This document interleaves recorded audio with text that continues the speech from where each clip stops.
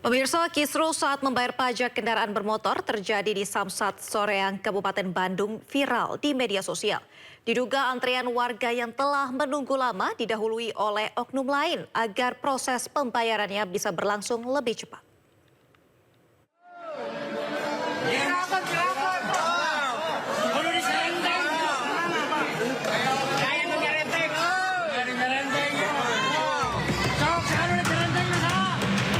Beginilah rekaman video viral yang memperlihatkan kisruh antrian warga di bagian pelayanan yang diberikan di bagian loket Samsat Soreang, Kabupaten Bandung. Dalam video, sejumlah warga yang tengah antri mengamuk di depan salah satu loket pembayaran. Insiden ini terjadi setelah sejumlah warga yang telah lama menunggu tiba-tiba didahului antriannya oleh warga yang diduga yang menggunakan jasa titipan orang dalam untuk didahulukan. Analisis kebijakan P3DW Kabupaten Bandung 2 Soreang membenarkan adanya kesalahpahaman ini, bahwa yang berkas yang didahulukan tersebut bukan titipan, melainkan orang yang hendak membayar pajak 3 tahunan yang hari sebelumnya kurang persyaratan. Kami mengaturkan permohonan maaf atas kejadian yang terjadi kemarin, karena sebagaimana diketahui bahwa antusiasme masyarakat dalam program pemutihan ini sangat besar, sehingga masyarakat yang datang memang sangat membludak ke Samsat Soreang. Oleh karena itu mungkin kemarin juga ada miskomunikasi atau kesalahan persepsi terkait kejadian yang viral kemarin, dan kami kedepannya akan memperbaiki kinerja dan layanan semaksimal mungkin. Samsat Soreang juga menghimbau masyarakat tetap memanfaatkan layanan melalui aplikasi resmi Samsat agar mengurangi antrean dan mempermudah proses pembayaran pajak bagi wajib pajak. Dari Kabupaten Bandung, Jawa Barat, Yuan Pangestu, iNews melaporkan. Polisi menetapkan dokter dan istrinya di Pulau Gadung, Jakarta Timur sebagai tersangka dugaan penganiayaan berat terhadap asisten rumah tangganya. Sementara modus penganiayaan karena tersangka tak puas dengan kinerja korban.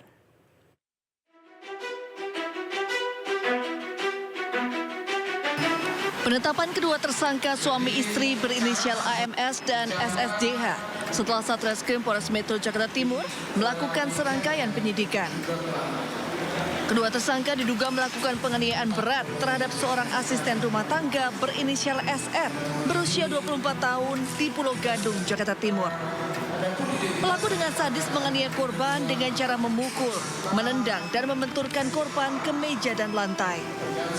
Selain itu, tersangka wanita yang menjadi pelaku utama juga memotong rambut korban secara assal. Sedangkan suaminya berperan membantu istrinya menganiaya korban. Kedua tersangka berdalih tega menganiaya korban hingga babak belur karena tak puas dengan kinerja korban yang telah bekerja selama 4 bulan terakhir. Mereka tidak puas dengan kinerja dari ART ini dan juga diduga bahwa ART ini telah melakukan kesalahan-kesalahan terhadap ketiga anaknya. Melihat hal itu, dia melakukan penganiayaan dan juga kadang dibantu oleh suaminya. Saat ini, korban masih menjalani perawatan intensif di RSUD Banyumas lantaran mengalami luka berat. Kedua pelaku dijerat pasal penghapusan kekerasan dalam rumah tangga dan atau penganiayaan dengan ancaman maksimal 10 tahun penjara. Polisi juga masih mendalami dugaan adanya korban penganiayaan lain. Dari Jakarta, Rio Manik, iNews melaporkan. Belasan siswi sekolah dasar di Depok, Jawa Barat diduga menjadi korban pelecehan seksual oleh salah seorang oknum pendidik. Diduga korban pelecehan mencapai 14 siswi.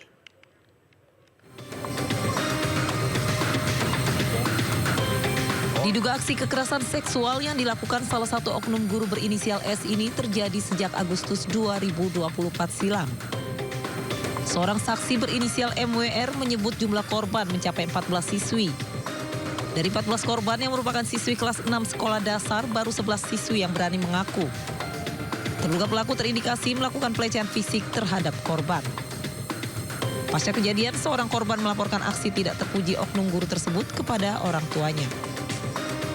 Atas laporan orang tua korban, pihak sekolah berjanji memberikan peringatan hingga sanksi pemecatan kepada terduga pelaku jika mengulangi perbuatannya. Namun pihak sekolah belum juga mengeluarkan surat peringatan hingga akhirnya insiden pelecehan seksual kembali terulang. Nah, pada saat itu diselesaikan, tidak ada SP, hanya disampaikan bahwa akan diberikan SP dan surat pernyataan. Kalau seandainya satu waktu terjadi lagi, si oknum guru akan diberhentikan. Gitu. Tapi ternyata sampai kejadian, sampai sekarang surat itu tidak ada. Sementara pihak sekolah membantah tudingan pelecehan seksual tersebut. Berita yang belakangan yang 14 orang, apa tadi? 14 anak yang 14 siswa yang diduga itu hoax banget itu tidak benar. Dan cerita itu tidak ada, tapi berarti dari pihak sekolah itu membantah ada sekitar 14 anak. Kini saksi bersama sejumlah orang tua korban akan membawa kasus ini ke Polres Metro Depok. Dari Depok, Jawa Barat, Iyung Rizky, iNews melaporkan. Pusat Laboratorium Forensik Mabes Polri dan Polda Jawa Barat menggelar olah TKP kasus pemerkosaan keluarga pasien oleh dokter residen di RSHS Bandung. Olah TKP digelar guna melengkapi berkas perkara atas kasus yang menjerat pelaku.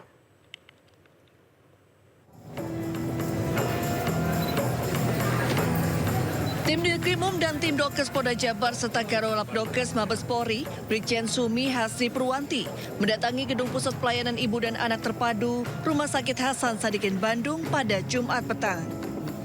Kedatangan mereka untuk menggelar olah TKP terkait kasus pelecehan yang dilakukan dokter residen PPDS Fakultas Kedokteran Unpad, Priguna Anugrah Pratama. Rombongan langsung bergerak menuju gedung MCHC lantai 7, tempat pelaku melakukan tindakan pemerkosaan kepada korbannya dengan cara dibius. Sayangnya proses olah TKP berlangsung tertutup dan awak media tidak diperkenankan masuk untuk mengikuti olah TKP. Dari Bandung, Jawa Barat, Billy Maulana Vinkran, iNews melaporkan. Keluarga korban pemerkosaan yang dilakukan dokter residen RSHS Bandung kecewa terhadap layanan Rumah Sakit Hasan Sadikin Bandung. Pasalnya pasca kejadian pihak RSHS dinilai lepas tangan. Satu bentuk koreksi besar untuk rumah sakit saya tekankan di sini.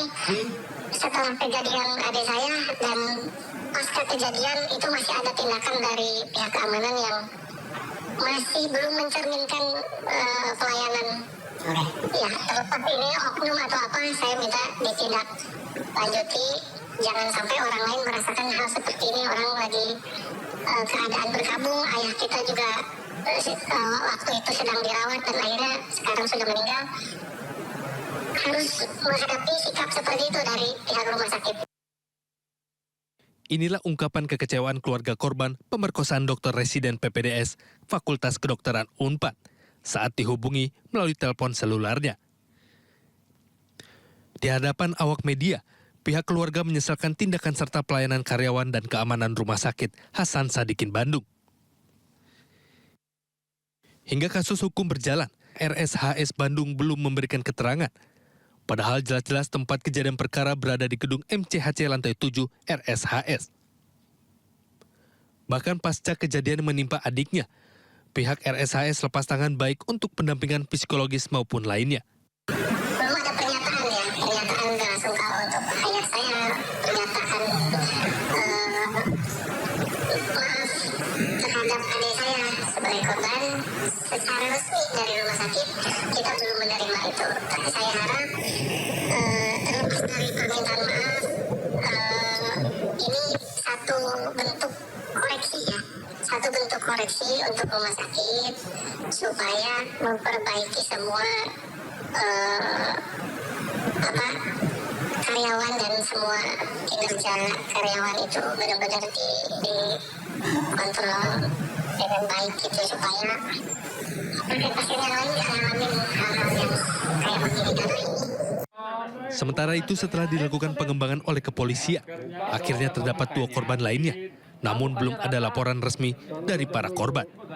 Pihak kepolisian mengetahui korban baru setelah adanya laporan dari pihak rumah sakit bahwa terdapat 2 lagi korban yaitu berstatus pasien. Dua-duanya kebetulan pasien. Ya, pasien itu di peristiwa yang berbeda dan juga korban berbeda, waktu yang berbeda. Itu beda waktu dan beda beda orangnya. Tapi pelaku sama itu. Untuk kronologinya masih akan dilakukan nanti pendalaman terhadap para korban. Nanti kalau sudah kita mendapatkan keterangan korban, nanti kita beritahukan ke rekan-rekan semua. Sejauh ini pihak penyidik telah melakukan pemeriksaan terhadap 13 saksi guna pengembangan kasus pelecehan yang dilakukan dokter residen PPDS Unpad di RSHS Bandung. Dari Bandung, Jawa Barat, Mujib Prayitno, iNews melaporkan. Direktur SDM Pendidikan dan Penelitian Rumah Sakit Hasan Sadikin Bandung, Dr. Fitra Hergiana, menghindar saat awak media hendak meminta keterangan terkait kasus pemerkosaan yang dilakukan oleh dokter residen Unpad.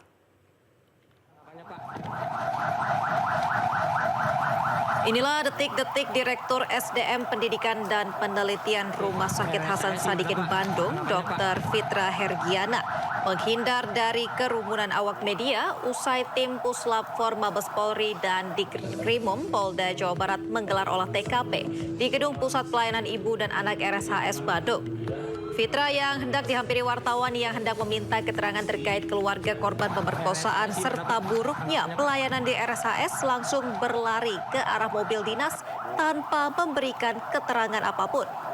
Padahal dalam video yang diunggah di Instagram pribadi milik Dr. Fitra Hergiana, ia menyampaikan jika penanganan kasus ini dilakukan sangat terbuka dan transparan.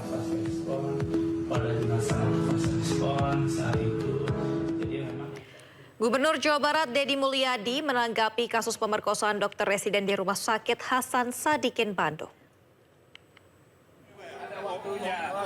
Orang nomor 1 di Jawa Barat ini meminta hukum berdiri dengan tegak dan memberikan sanksi yang tegas tanpa pandang bulu kepada pelaku pemerkosaan keluarga korban di RSHS Bandung. Demi mengembalikan kepercayaan terhadap perguruan tinggi dan dunia kedokteran, pelaku harus dihukum berat. Dirinya juga meminta adanya seleksi ketat bagi yang masuk ke dunia kedokteran. Yang berikutnya adalah mengevaluasi rekrutmen dokter. Artinya ada aspek-aspek yang terpenuhi. Kita jujur di hari ini, yang masuk ke dokter itu yang punya duit. Pinter aja nggak cukup. Ditemui usai pelantikan pengurus besar dan majelis-majelis Ikatan Dokter Indonesia, Ketua Umum Ikatan Dokter Indonesia Slamet Budiarto memberikan tanggapan terkait keterlibatan pihak lain dalam kasus dokter residen di RSHS Bandung. Karena menurutnya bila merujuk pada yang terjadi, kasus di RSHS ini tindakan itu tidak bisa dilakukan sendiri apabila sesuai dengan SOP. Seharusnya ada dokter senior atau perawat yang mendampingi karena menyangkut standar tertinggi keselamatan pasien. Sangat tertampan, makanya kami sangat mengutuk dan kalau perlu secara kriminal ya harus ditegakkan hukum. Kami di ID sudah melakukan proses, tapi kan kami menunggu hasil penyelidikan dan penyidikan. Tapi prinsip ID tidak mentolerir dan mengutuklah hal tersebut karena melakukan perbuatan yang tidak senonoh di dalam rumah sakit. Itu yang sangat memprihatinkan sekali. Karena yang melakukan penyelidikan kan polisi, jadi kami belum tahu. Kami menunggu, kami membantu Polda Jawa Barat melalui di wilayah Jawa Barat untuk membongkar semua lah. Jangan-jangan ada kasus lain, kan gitu kan. Saya pernah jadi direktur rumah sakit ya. Semua SOP itu harus ada orang lain, tidak boleh sendiri. Walau apa seniornya atau perawat atau yang lainnya itu harus ada. Obat itu dari mana dia dapatnya, itu harus tahu. Itu adalah standar tertinggi keselamatan pasien. Jadi saya kira, saya nggak tahu ini pelanggaran SOP. Ini harus, saya kira harus diberi sanksi tidak hanya yang bersangkutan, tapi yang membiarkan. Ini kalau di rumah sakit kan banyak gitu loh. Menurut saya iya, pengawasannya kurang melekat ya. Harusnya ya mohon maaf yang namanya rumah sakit kan seperti itu. Tapi sekali lagi, kalau dibatasi jam kerja, dia nggak lelah, nggak ada kesempatan, itu saya kira mengurangi sekali tindakan-tindakan kriminal seperti itu. Kalau dia bisa ketemu keluarga setiap hari, itu mengurangi gitu loh. Imbas kasus asusila yang dilakukan oleh calon dokter spesialis anestesi, Kementerian Kesehatan menginstruksikan untuk menghentikan sementara kegiatan PPDS Universitas Padjadjaran di lingkungan RSUP Hasan Sadikin selama 1 bulan. Sanksi serupa juga sudah pernah dikenakan terhadap PPDS anestesi di Rumah Sakit Karyadi. Imbas kasus perundungan yang diduga menyebabkan kematian salah seorang mahasiswa.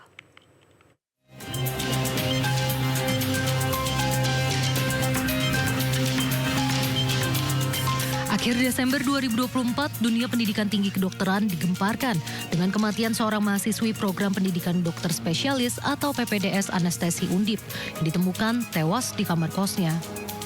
Dr. Aulia Risma Lestari ditemukan meninggal secara tidak wajar di kamar kosnya di Jalan Lempong Sari Raya, Semarang pada 12 Agustus 2024. Hasil visum Polrestabes Semarang menyatakan Dr. Aulia menyuntikkan obat penenang ke dalam tubuhnya. Korban meninggal dunia akibat overdosis obat anestesi yang biasa digunakan saat tindakan operasi. Kuat dugaan, kematian dokter asal Tegal ini bermuara pada perundungan yang diterimanya di kampus dan di rumah sakit. Pasalnya, mahasiswi Fakultas Kedokteran Undip yang tengah mengikuti pendidikan dokter spesialis di RSUP Dr. Karyadi tersebut sempat menulis keluh kesahnya di jurnal harian dan sempat mengirimkan pesan suara kepada ayahnya. Kementerian Kesehatan pun mengungkap dugaan pemerasan oleh senior PPDS Fakultas Kedokteran Universitas Diponegoro terhadap Dr. Aulia Risma Lestari. Permintaan uang berkisar antara 20 hingga 40 juta rupiah per bulan. Hasil investigasi Kemenkes ini telah diterima Polda Jawa Tengah untuk diperiksa lebih lanjut. Sementara itu, Menteri Kesehatan Budi Gunadi Sadikin membeberkan praktik perundungan di lingkungan PPDS sudah terjadi puluhan tahun dan harus segera dihentikan. Selain perundungan, Menkes juga mengungkap adanya dugaan pelecehan seksual. Ini sudah puluhan tahun tidak pernah bisa diselesaikan secara tuntas karena memang kurang komitmen dari para stakeholder. Jadi tidak benar bahwa perundungan itu dipakai sebagai alasan untuk menciptakan tenaga-tenaga yang tangguh. Dan perundang ini kan sudah keterlaluan. Itu benar-benar dirundung secara fisik dan mental. Kemudian ada sexual harassment juga, diminta uang juga. Ya, menurut saya sudah keterlaluan. Dan puncaknya pada saat kemarin akhirnya ada yang tidak tahan dan akhirnya meninggal. Ayahnya juga meninggal. Menurut saya ini sudah keterlaluan. Imbas dari kasus ini, program pendidikan dokter spesialis anestesi di Rumah Sakit Karyadi dibekukan sementara sejak Agustus 2024. Tak hanya itu, aktivitas uji klinis dokter spesialis onkologi Yan Wisnu Prajoko yang merupakan Dekan Fakultas Kedokteran Undip di RSUP Dr. Karyadi Semarang juga dihentikan untuk sementara. Hal ini tertuang dalam surat tertanggal 28 Agustus 2024. Penghentian uji klinis Dr. Yan Wisnu Prajoko menindaklanjuti surat Ditjen Pelayanan Kesehatan berkaitan dengan kasus perundungan pada mahasiswi PPDS. Penghentian tersebut dilakukan untuk menghindari konflik kepentingan. Sanksi serupa juga diberikan kepada RSUP Hasan Sadikin akibat kasus pemerkosaan yang terjadi belum lama ini. 9 April 2025, Kementerian Kesehatan menginstruksikan RSUP Hasan Sadikin untuk menghentikan sementara kegiatan program pendidikan dokter spesialis atau PPDS, anestesiologi dan terapi insentif Fakultas Kedokteran Universitas Padjadjaran. Langkah ini diambil untuk mengevaluasi dan melakukan perbaikan pengawasan serta tata kelola setelah adanya tindak pidana kekerasan seksual yang diduga dilakukan oleh dokter calon spesialis anestesi Priguna Anugrah. Model Lisa Mariana yang mengaku mempunyai anak dari mantan Gubernur Jawa Barat Ridwan Kamil muncul ke publik. Lisa mengklaim berpacaran dengan RK dan mengaku sempat diberi sejumlah uang oleh RK untuk menggugurkan kandungannya.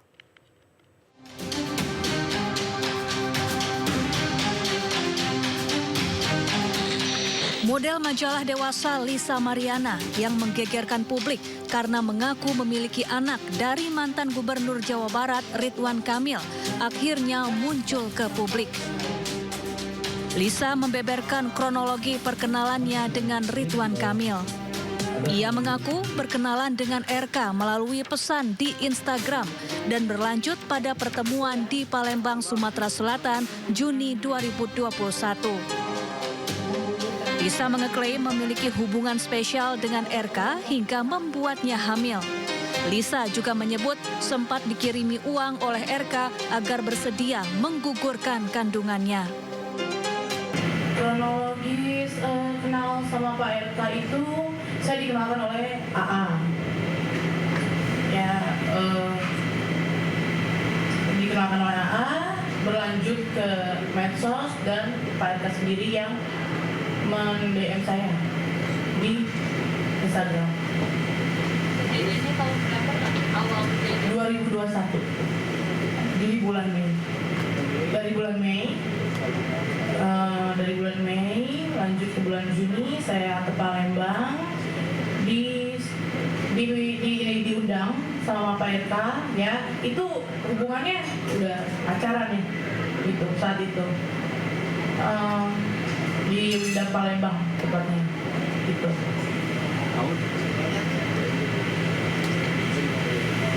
Komunikasi selanjutnya itu berlanjut di Telegram ya itu kan selayaknya orang pacaran itu.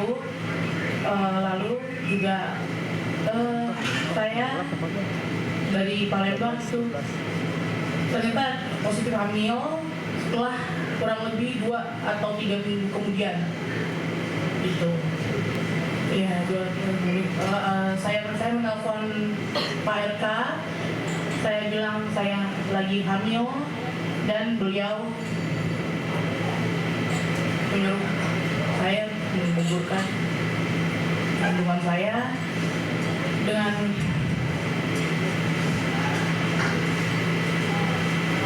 alasan saya harus melanjutkan pendidikan saya. Kalau itu saya masih umur 21 tahun.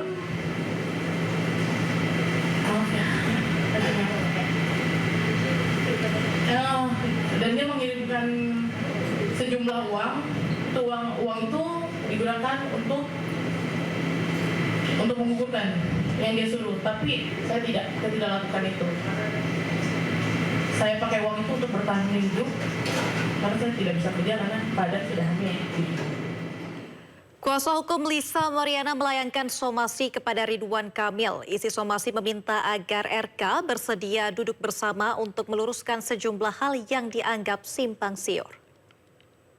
Dari pihak Bapak RK maupun kuasanya, bahwa kami juga secara resmi telah mengundang kapan dan di mana agar ini bisa menjadi tegas berita-berita simpang siur di luar sana dan menjadi juga fakta yang bisa timbul dan pastinya kita kawal secara hukum. Jadi sementara dari itu somasi yang baru langkah hukum yang muatan di dalamnya ada undangan untuk bertemu dengan pihak Bapak RK maupun kuasanya. Per hari ini sudah sampai dan diterima baik di rumah Bapak RK karena kita akan berlanjut. Sudah ada respon belum Pak ketika suratnya diterima? Baru dikirim hari ini. Sementara itu, usai Lisa Mariana buka-bukaan dengan awak media terkait hubungannya dengan Ridwan Kamil, media sosial Ridwan Kamil diduga dibajak oleh orang yang tak dikenal. Postingan milik Ridwan Kamil di Instagram ini menghebohkan netizen dengan lebih dari 5.000 komentar. Dalam postingan pertama, Ridwan Kamil tanggung jawab, jangan lari. Dan pada postingan kedua, Ridwan Kamil tertulis selamat bermimpi buruk. Ini hanya permulaan dari kami. Pada postingan Ridwan Kamil pada Jumat malam dikonfirmasi oleh asisten pribadinya melalui Instagramnya bahwa akun Ridwan Kamil dibajak oleh orang yang tak bertanggung jawab.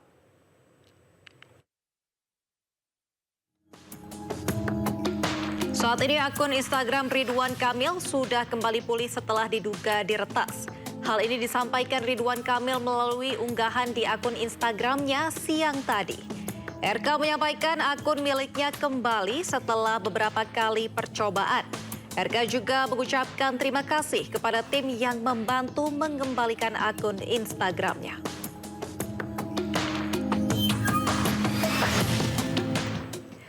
Komisi Pemberantasan Korupsi akan segera mengungkap peran mantan Gubernur Jawa Barat Ridwan Kamil dalam kasus dugaan korupsi pengadaan iklan Bank Pembangunan Daerah Jawa Barat dan Banten. KPK juga telah menyita sejumlah dokumen dan sepeda motor mewah milik RK sebagai barang bukti.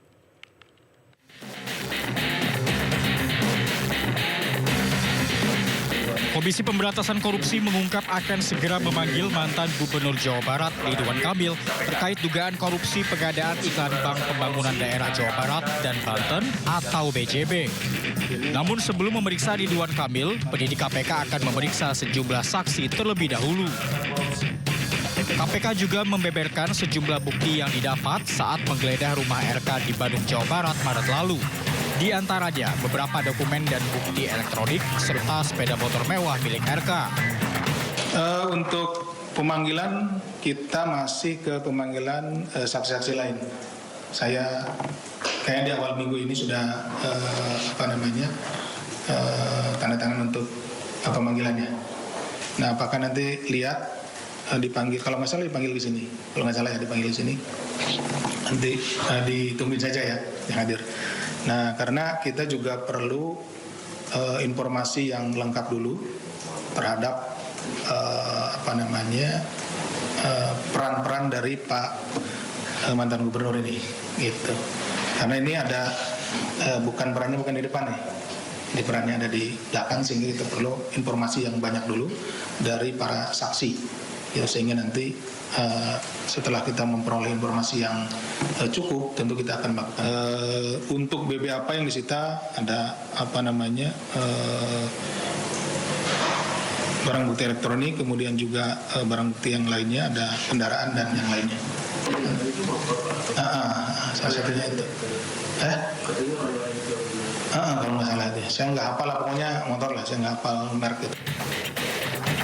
Dalam kasus ini, KPK telah menetapkan 5 tersangka, di antaranya mantan petinggi BJB dan beberapa pihak swasta.